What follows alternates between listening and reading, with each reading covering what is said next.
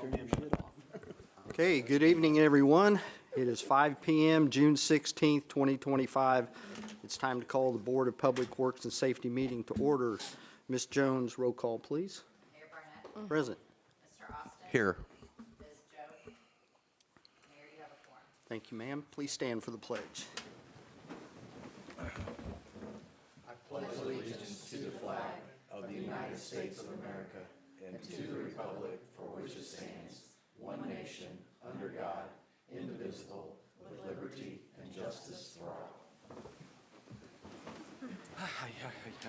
All right, thank everyone for attending. Glad everyone's here. Is there any announcements or public comments that does not pertain to the agenda? Hearing none, we will move on to the consent agenda. Move to approve the meeting minutes from the June 2nd Board of Works meetings and also the approval of claims. I will second. So we have a motion and a second. All those in favor? Aye. There isn't any old business, so we'll go right into the new business. Approval of forms for clients A through E for the Franklin Owner Occupied Rehabilitation Administrative Resource Assistant, Whitney Coling. Thank you. Good evening, Board of Works. I am the grant administrator for the Franklin Owner Occupied Rehabilitation Program. This is a local home repair program aimed at providing assistance to low-income homeowners within the city limits. The approval forms in front of you today, if you have any questions about them, please refer to applicants by their letter to protect their identity. But these forms basically acknowledge or recognize program participants, and it also allows the mayor to sign off on contracts for construction. It allows us to move forward with the initial home inspection where we will write up a scope of work, and it's really just a good paper tracking process, and it's something that the mayor and I discussed. So you'll be seeing a lot of me in the next few weeks or months. So I'm just looking for your approval tonight for these forms. Whitney, if I may add, because it references, there are other documents that will need to be executed that Whitney and Krista were kind enough to send to me to review, and in fact I have. And so Krista, thanks for meeting with me. Dana and Krista met with me today to explain how the process works and how the format how the format is. This rehabilitation grant deals with very specific types of improvements that can be that occurred. Roofs, I believe, HVAC. Help me out, Whitney. There are four areas. Four Water categories. heater and ADA accessibility modifications to the threshold of the home. One of the requirements is that we have to test for radon. So if radon above the level of 4.0 CPL, however you name it, we'll install a mitigation unit. So those are the four main types of repair, and then the fifth one is dependent on the current level of radon in the home. Thank you. And so the reason that, so we will have actual contracts with the city. We'll have a contract with Whitney's company because she is the grant administrator, because she's very familiar with the requirements of OCRA and the federals. And I've reviewed that, made some comments, sent to Krista, who will then send to Whitney, so that will be presented to you. Additionally, there will be a contract that will be executed by the homeowners who qualify and will provide these various things.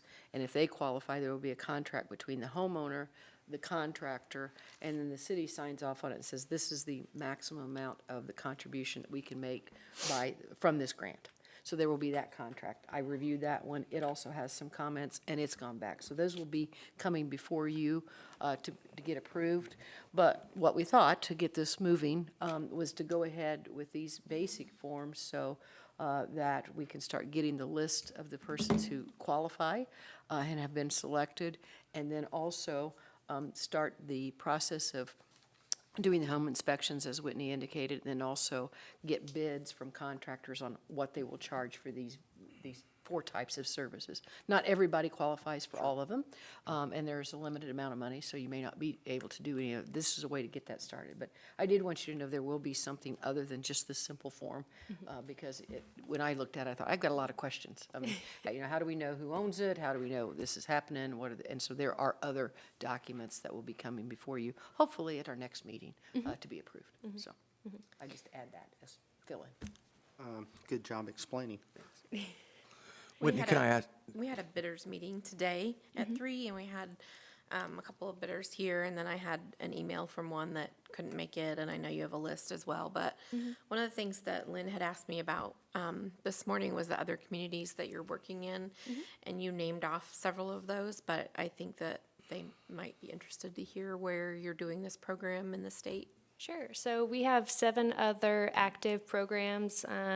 Since the City of Columbus receives direct HUD funding, there's a separate one for entitlement communities, but we're in Bedford, Greensburg, Martinsville, Seymour, North Vernon, Henry County, and Rushville. Seymour, yeah, I said Seymour. So, yes. We are pretty familiar, as you can see, with the program and the process and making sure that everybody is safe moving forward, and our hearts are in the right place, and so is our paperwork. So we have a bidders list, as Krista mentioned earlier, where we are collecting contractor interest right now, and they have to provide their liability insurance, their tax identification number, workers' comp, all that kind of stuff. So we do all the vetting. But as Lynn said, it's more than just this form that goes into the approval form, actually. And as you might expect, when you get funds like this, they have, I don't want to say strings attached, but requirements that have to be met. And it's really good to have someone who understands that we are complying with those requirements, and someone who works with it so that they don't claw back those monies when we get them. So, and we can get them to the residents that need it, so. Whitney, I was going to ask you, how has participation been? So I was a little surprised at the number of applications. I think, Mayor, we had 35, so Oh, okay. somewhere in the Wow. low 30s. I think that's pretty typical for cities that have new home repair programs. I think that there's a lot of experience from other communities who have applied 6 or 7 times. So usually people are more familiar with the process and willing to put in the paperwork and things like that. But everyone we've collected so far has been very responsive, which I think is great. Having 5 already at this stage, technically we're supposed to reach construction in September of this year, and here it is June, and we're trying to put some paperwork together. So I'm very optimistic about the people we do have and how responsive they are. Great, thank you. And just real quick, refresh our memory, out of that 35, we'll probably only be able to accommodate or help how many? About 20 to 25 Okay. is our goal, depending on how many roofs, honestly, we need to do and the size of the homes, and then that leads to the amount of work that needs to be done. But our goal is 20 to 25. Okay, thank you. Thank you. Any other questions, Ken? And the criteria was they had to be in the city limits, correct? Yes, Okay, yes. I thought so. Yeah. Thank you. Yep. The reason that we applied for this grant is because of the Franklin Development Corporation's residential repair program has a restricted, pretty small area. So this allows for people that have contacted me over the years about that program. We notified all of them, and then also there was a lot of public notice in a newspaper article, and I have worked with the trustee and United Way and all different agencies. They've referred people to the program as well. We also sat down with Krista and the mayor, and Doug has looked over the list as well, so everyone will be in city limits. Yeah, thank you. And Doug is our code code enforcement enforcement, yeah. officer that Yep. she's speaking with. He helped out as well. Nice. Thank you. Glad it's moving forward. Okay, I would make a motion for the approval of the forms for clients for the Franklin Owner Occupied Rehabilitation Program. And these are clients A through E, right, sir? Yes. Thank you. Second. Okay, we have a motion and a second. All those in favor? Aye. Thank you. Thank you. Okay. Next item, acceptance of quotes and approval to move forward with Phase 3 of the Headstone Restoration Project at Green Lawn Cemetery. Parks Department Superintendent Chip Warner. Thank you, Mayor. As you probably can guess, we're done with Phase 2, or finishing up on Phase 2, and now we're ready for the next phase. This phase is going to include 150 new headstone foundations. We've already identified all those 150, but it also includes, we're going to reset 20 headstones that are on fairly good foundations. They don't necessarily need to be replaced, but they may have a headstone that has fallen over, for example, and these guys will help get them all back up. And if you want to take a look at the screen, I tried to find some of the most I guess, dramatic changes that we found in all of these headstones. You can see some of, for example, that one was all completely on the ground, and that was it. Now that's it now. So it not only has a new foundation, but the headstone has been repaired and been put back in place. So you can see some of these are going to be there again. I thought that was a great one because you think that looks normal until you see the next picture, and it's actually a fairly large stone that has sunk all the way into the ground. So you'll find there are several out there like that. That's what most of these phases or most of these repairs are done. So if you know where to look, I mean, if you know where these sections are that we're out repairing, it's very dramatic, the difference in them. Some of these have sunk. I noticed some of these graves were from 1840s. Obviously, nobody's going to come back here and repair these, obviously. So I think this is a great project that we're undertaking here. We did solicit 3 quotes again from the same 3 that we had before, because these are the only people I know that remotely do this work. We did have 2 denials again, and we did have the same group, A&H Contracting, that's done the first 2 phases, quote this one too. And like I said, it would be 150 headstone foundations and 20 resets, and the price would be $50,000. And we currently have that in the cemetery budget. So. And I would just, Chip, if I might, I would just remind everyone that the responsibility lies with the owners of the plot to take care of these things, but there are those plots, by virtue of the fact that it's an 1848 or a lot of, because they don't have any relatives or anything of that nature, that you undertook this program to, many of them are veterans. Many of them in our older sections simply don't have anyone around. And so I think that's what the purpose of this program and why you came up with this budgeted types of things. And we've tried to focus the money on those graves that don't have anyone taking care of them. Well, I appreciate the work that's being done. I think they're doing a great job and being very responsible with the surrounding grave sites Absolutely. as well, so. I agree with that.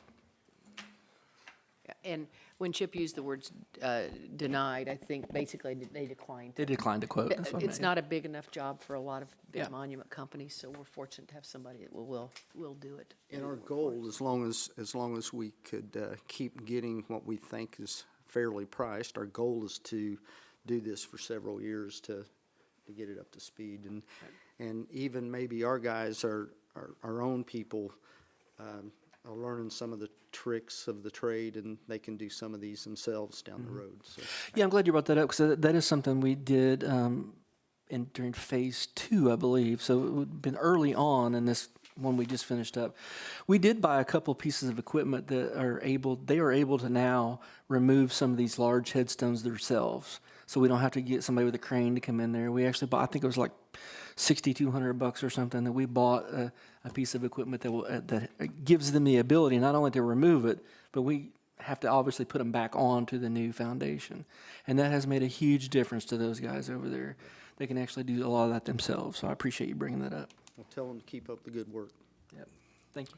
Yeah, with that said, I'll accept the quotes and approval to move forward with Phase 3 of the headstone restoration project at Greenlawn Cemetery as presented. As the lowest, most responsible bidder, correct? Yes, ma'am. Thank you, sir. And I will second. So we have a motion and a second. All those in favor? Aye. Okay, next item, request approval and execution of change order 01 final for the Johnson Avenue sidewalk project. Good evening. Yeah, this change order is basically a combination of things for added items that we added to the project to complete the work, and a final balancing change order. So we added a vertical curb for sidewalk that needs to be adjacent to the roadway, and then also added thicker sidewalk for that sidewalk that cross driveway approaches. So with that being said, with those items added, we also were able to change some limits of the sidewalk and adjust everything. So after balancing, this change order is basically an increase of $80.57 from the original contract sum, so. That's kind of unheard of. Good job keeping an Did eye my on that. best to They have keep it. questions about that 57 cents. And So- on this project too, man, I just want to pass it along to the contractor. They done a great job. All Star Paving, I believe is who it was. Yeah, that's who and did it, yeah. They did a great job and worked well with folks, so. Yeah, they also did our active adult center along Water and Adams Street, that additional sidewalk work, so did a pretty good job. So with that, I'm asking, or requesting approval of and execution of the change order and asking that, the mayor be able to sign on behalf of the board. I make a motion to request the approval and execution of change order number 1, and also for the final Johnson Avenue sidewalk project as presented, and also the mayor sign on the Board of Works behalf. Second. Okay, we have a motion and a second. All those in favor? Aye. Thank you. Thank you, Matt. Okay. Gets us to other business. There is no other business, so we'll go right into department reports. And Sally, we'll start down at your end tonight. Really, the only thing I have, Westler Engineering advertised the last 2 Fridays for the project, the expansion of the wastewater plant. And we've had a lot of phone calls about contractors wanting to come and look, fly drones over, that kind of thing, so. A little bit of interest, That's good news. yeah. And the tariffs is kind of backing off a little bit, so that's even, Yeah, hope so. that's even better. Sally, this is gonna sound an odd question, but what do we do from a security standpoint on who's flying drones over our facilities? Well, this, How do we- we'll be there, it'll be during business hours. They've asked permission to come and do that. I guess my question is, what do we do to vet the appropriateness of, Oh, Of these someone are doing that. contractors that we would know, and they're supposed to call and come in the front door and ask us. They'll check in. The only one I've heard of so far is Thieneman Construction. Okay. And I know that name, but. just think that would probably be why, I mean, I've gone to too many cybersecurity Oh, okay. seminars, correct? And public works plants Right. are targeted and things like that, so if we have somebody doing that. It'll be during business hours. Okay, all right, So in other words, if you see a drone and nobody's checked in with you, Right. you may Need- want we need to find to out why check they, on that one. why they are there. That's Will right. do. all right, thank you. Anything else? Joanna? So we are having our initial kickoff meeting for starting the comp plan next week, in order to proceed forward with that. Okay, thank you. Jason? Nothing too exciting. We finished up the install of the 2 pedestrian crossings on East Jefferson Street. Nice job. Did they close Paul Hand today? Yes, they did. They did. Thank you, Matt. Okay, That's it. that's it? Okay. Krista? Just one quick thing, we're working with the visitor center on, getting one of the downtown map display cases, installed. So I talked to both the street department and the parks department, about helping us with that. And we'd like to do it in the, mulched area of the public parking lot right across the street from the visitor center. That way, if they're not open, there's still information available, and there's QR codes and things like that for people, and a map of downtown. We already have the case. We kind of had ordered it as a backup. But I'd like to go ahead and get that installed and appreciate their help with that. But since it's in the right of way, I thought I should probably get permission from the Board of Works. Okay, so it's the parking lot right over here, and just so we can get our bearings straight. Yep. Where the big electrical box is. Is it next to it or catty corner? No, it's where the trash can is. There's a bike rack and a walkway, and Yes. then there's the drive into the parking lot. It's north of that. So where that trash can is. Okay, and it'll be facing the sidewalk? The sidewalk. Mhm. Okay. We would like to, and I don't know if Dana's mentioned this or not, but on the back of the display case at the North Main Street intersection, we're doing a really cool, it's kind of like a monumental memory, so it's got old historic photos of what North Main Street used to look like with the interurban and buildings that have been torn down and all those kinds of things. There's a little bit of history, and then there's like a QR code you can get more information on. It has some of the time life photos and that kind of stuff, so that should be installed. So this is kind of a similar situation we would like to do on the back of this one that faces the parking lot, to show what those buildings look like that used to be where that parking lot is. So once we get the one on North Main done, then once this is installed, we'll start working on researching all of that stuff. The museum's helped us, and Franklin Heritage has helped us put that together for the one on North Main. But I think it makes sense to do that one over there as well, since that used to have some pretty cool buildings on it, so. Okay. Christie, you can always tell when I go to an education, to continuing education. Would it be possible, when you're doing the QR codes, to just simply inquire, if possible, if those could be also audible? As opposed to reading? They can be. For visually impaired folks? Yes. And we're also talking about doing that, like, for some of the walking tours that the visitor centers has. Right.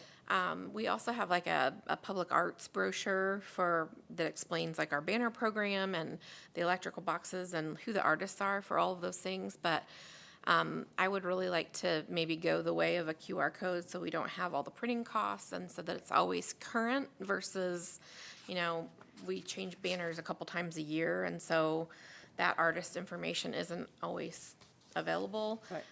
But we would love to have some storytelling there too. I think we might actually do that with some of the commercial facade grants that we've done through the Franklin Development Corporation, maybe business owners or past owners. So we'll have to, there's different apps and things, but we're kind of working through what the best way to do that is. I've been informed, if you set it up at the time, it's really not very much more cost to make it audible, and Right. that would Correct. help for Yeah. some of our And folks. Festival Country is always interested in partnering with us on that kind of stuff, so it's good. Great, thank you. Yep. Thank you. Rick? Nothing tonight, sir. Sherry? I don't have anything tonight, thanks. Not Siri. I Not said Siri, Sherry. That's funny. Well, she's bossy, you know what? Hilarious. Taking lessons from my wife. Chief? We're just waiting on some of the equipment to come in so we can get installed onto the ladder, and then get it graphic, get it out into service, have a ceremony for it. And we have 24 people going for interview for our hire list, process list on the 28th of June. That's good news, isn't it? Yeah. Yes, very good news. Good. Chief? Yeah, thank you, Mayor. Tonight, we're doing a life-saving award for one of our officers. We're excited and honored to do that. And we have a second new officer that's going to be sworn in this evening. The other thing I would like to just preface is we have Josh and Chip and I were just talking, we had July 4th coming up, fireworks on the 3rd. We're just asking for a little patience and understanding, because this year we're going to be challenged with some of the traffic issues out on 31, so we're going to adjust the route a little bit. We have a meeting on Wednesday to try and combat some of those issues before we get to it. But with one lane on 31, we're going to have to send traffic some different ways, so I'm sure mayor's office will get some phone calls, but just the Nothing public new. understand that. Yeah, we're hoping you'll just go home. Part of the meeting on No, Wednesday. we're working on a plan, so hopefully we can just change the route a little bit, get them out, but, yeah, Okay. that's all I got. All right, thank you. Ken? I don't have anything tonight, Mayor, thank you. Tina? What about Chip? Did I say Chip? Chip, you're got that in. Sorry, Oh, Chip. I was going to say thank you for leaving me 30 minutes, but okay, forget it. I'd have a bunch of stuff, actually. So we're not going to meet again till July the 7th, so we got a lot of stuff going on between now and then. The city will be inundated by little girls on June the 21st, because that's the Taylor Swift tribute concert at the amphitheater this Saturday.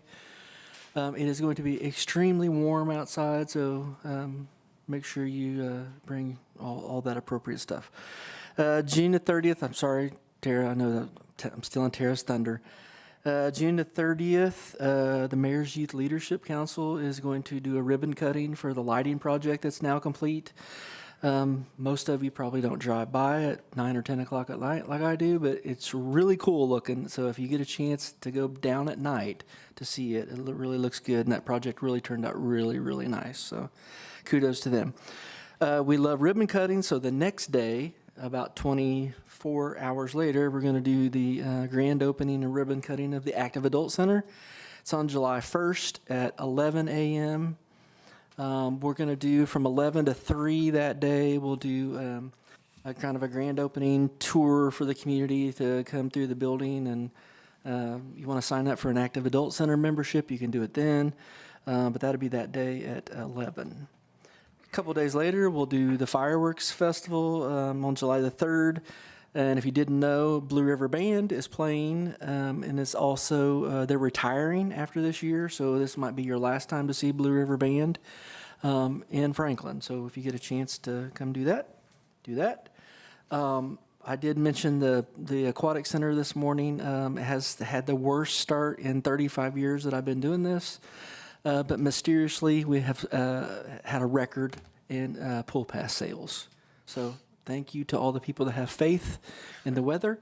I don't have much faith in the weather anymore, but it is going to be in the 90s this weekend. So I encourage you to come and help us make up the revenue. And that's all I have. So. Ken, you got another chance. No, that's fine. No, just appreciate all the hard work everybody's doing in every department, across the board. You see it every day, so thank you. Tina? I apologize for being late. You don't That's have all I to. got to say. Okay. Tara? Sorry. I did again this Jan? morning, too. Sorry. Lynn? One thing, the legislature passed numerous laws, and one of the laws that they passed in this last session is that effective July 1st, when you will see board agendas, the board agendas are to have the membership of the board and who appointed those members. You will not see it on the council because those are elected officials, but you will see it on the next Board of Works agenda that we know the mayor, but who appointed the other two members of our Board of Works. So that will be a change on our agenda. Okay. All right, and the only thing I have is, I just want to talk about our budget a little bit. Introduction is going to be August 18th. The public hearing would be September the 2nd. Adoption will be September the 15th. And then people ask me all the time, how do you get the budget? How do you get it there before you start presenting it? So I kind of wrote a few notes here just so everybody knows that I start off, actually I've been working on it for a couple months now anyway. But I start off officially talking with Jeff Peters, our financial advisor. I'm meeting with him. Jan and I are going to meet with him this Wednesday. That's the first step. The second step is, then I get with Jan and we talk through her budget. And then I get to, the third step is getting with all the department heads. So everybody you see up here, I'll get with you. Tara will start trying to get schedules set. That's her third step. And then after we talk with all the department heads, the fourth step is to send the draft back to the clerk treasurer's office so the clerk treasurer's office can check the math and make sure we're good to go. And then after that, the fifth step would be meet with the council members. We'll pick 3 dates. That way we have 2 to 3 people, no more than that, whenever we go through, kind of go through the budget as a group and see if there's any concerns or whatever. And then the next step, the sixth step, is the introduction on August the 18th. So just, I'm like crazy stuff. There's 15 meetings. There's 15 meetings before the introduction, and then there's 3 council meetings. So there's 18 total meetings to get the budget passed to go through. So you see why it's pretty time consuming, and I kind of like doing it, quite honestly, but I hate to say that. So that's all I got to say tonight. Just want to tell everybody you do a great job. Echo what Kenny said here. And appreciate everybody showing up. So I will make a motion to adjourn. Second. All those in favor? Aye. Aye.